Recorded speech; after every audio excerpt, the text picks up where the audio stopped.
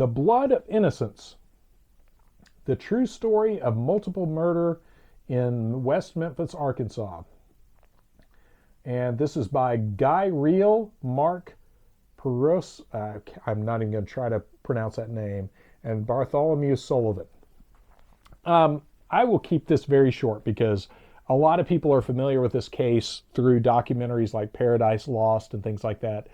And the three perpetrators in this have since been released from prison on an Alford plea, I believe it's called, which is a really odd thing. So anyway, just to rewind for the uninitiated, the what happened was in spring of, I think it was in early May of 1993, these three boys went to a creek to play and were brutally murdered. And they were missing for a few days, and I think they found their bodies, I think within a few days of their disappearance in this creek. And they shortly after arrested three boys. The ringleader, of course, was Damien Eccles. And the three boys, just so I want to properly credit the victims, because I think it's very sad that they have kind of taken a back seat to the perpetrators. But you have Chris Byers and Michael Moore and Steve Branch. And they were all 8 years old at the time of their death. So these three kids were found murdered in the creek, and the three perpetrators, the three teenage boys, were arrested, and a lot of their arrests stemmed from this guy, the main guy, Damien Eccles, bragging to various groups of his peers that he was the one that had murdered these kids. So that's a pretty good reason to suspect he might be involved. Now, the kind of revisionist approach to this has been that this was all because they were goth kids, that he was into like Metallica, and because of that everybody thought they were devil worshippers, and this book came out right after. I want to say this came out in 1994, very soon after the trial. This was written this followed the events of the trial pretty close, 1995. So this was written right after the trial, right after these guys were put in prison. When you read this account, and this is a very dry account, this is not, this follows the history of the case pretty accurately. But when you read their account, at no point do you feel like, oh, these are, these poor kids, they dressed in black and they're goth and they're being railroaded. Obviously there's, in any environment, you're going to have adults that are suspicious of some kids because of cultural things or whatever. But this is very clearly not that case. And it's a shame that this has become such a weird example of kind of the satanic panic, because it was anything but. One of the guys involved in here, and I'm going to have to look up his name, Miss Kelly was his last name.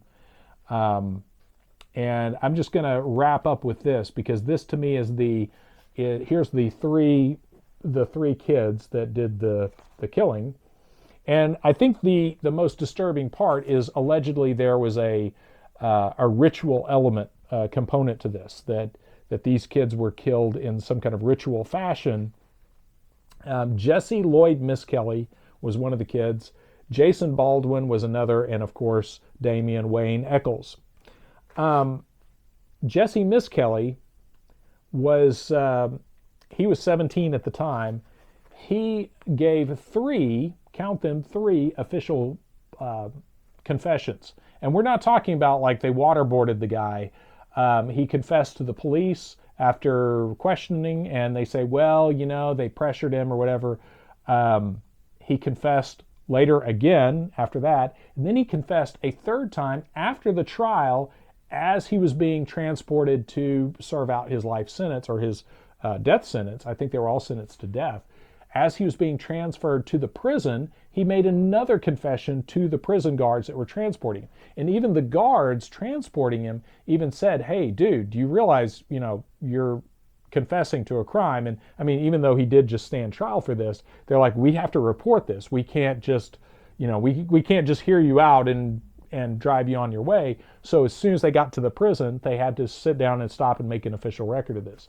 So you have one of the guys make 3 confessions, and when he very obviously didn't have to, especially the confession on the way to the prison was something that was just totally unnecessary. And I find it conspicuous that he is not part of the media circus around Damien Eccles and the Baldwin dude. You don't hear anything about Miss Kelly. I think they would prefer that he just go off and do his own thing. But these guys have since been let out of prison, and the Alford plea, if I understand it correctly, is a plea where they basically say, we think there's evidence, we think we are innocent, but we're going to go ahead and we're going to count it time served. We're going to stay guilty. We're going to basically agree that we are guilty and take time served in order to get out of jail. But we're pleading guilty in order to do that. So basically the state we're not accusing the state of any misconduct. It's a really odd plea. If you look it up if you get a chance, but I believe it's called an Alford plea. But it's basically they maintain that they are in fact guilty. So when people say they were exonerated, they weren't exonerated. This Alford plea is a literal guilty plea. It is a continuation of their guilty plea, but they're just saying the state has agreed we've served enough time, so we're let out of prison, but we're still convicted of murder. So anyway, that's a really weird technicality they got off on that was all due to the public hype from actors like Johnny Depp and all that that made this stink, that the public said, oh, these kids are put away unlawfully, so we need to let them free. So really interesting, especially the Alford plea part, because if you really believed you were guilty, or if you really believed you were innocent, you wouldn't, and you believe there really was evidence that could exonerate you, it seems like you would want to make sure there was some allowance for that in your release. So anyway, the blood of innocence, and I'm not going to try to pronounce these authors' names, from 1995.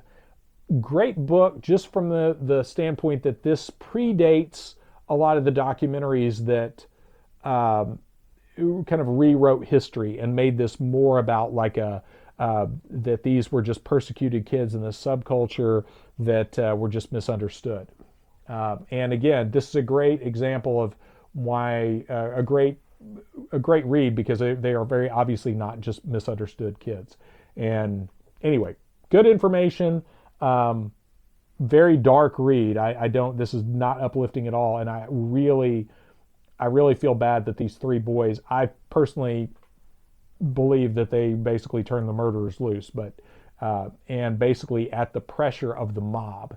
And I think that's one of the worst things you can do for justice, is have people believe that if enough social pressure is exerted on the legal system, that you can get convicted felons released that should not be released. So there you go, Blood of Innocence from 1995.